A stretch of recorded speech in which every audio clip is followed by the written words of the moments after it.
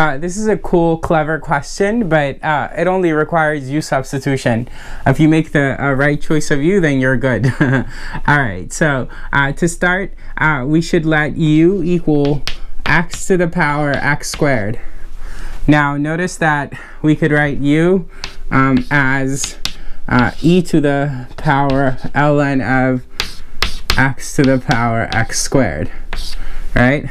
Okay, and that means in turn that u is equal to, using the power rule for logs and the exponent of e here, we could write e to the x squared natural log of x, right? This here is the same as that there. They're the same thing, this here and that thing, right? Okay. Now, let's look at what du would have to be.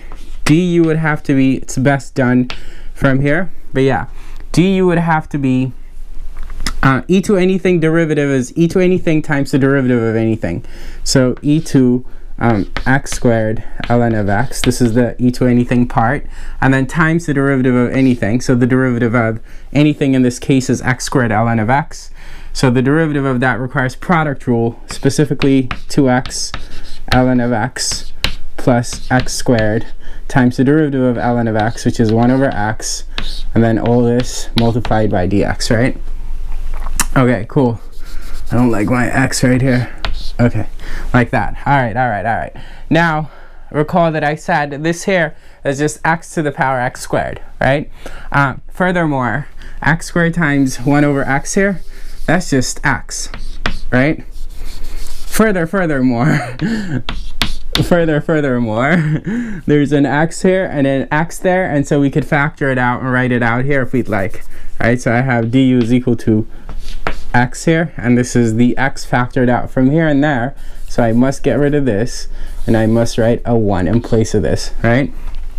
Okay, now du is equal to x, this x, right, times this here, right, I said is the same as this here.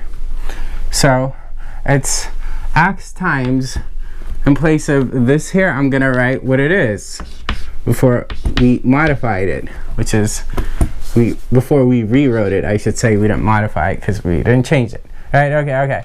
And then, all this times what? 2 ln of x plus 1 times dx, right? Okay, first notice that x times x to the power x squared is x to the power x squared plus 1. X to the power x squared plus 1. And then next, notice that if I underline this right there, it's identical to this right here, yeah? Okay, so if I say that this here is called stuff, and I'm only doing this in the interest of like time, then we see that du divided by stuff, right, du divided by stuff is equal to dx, right? Okay, but if we come look at our integrand, as I've already underlined, right, our integrand is stuff dx, right, which means that if we for a second abandon the limits of integration, what we have is stuff, right, stuff times dx, but dx is du over stuff, so times du over stuff. What can we do now?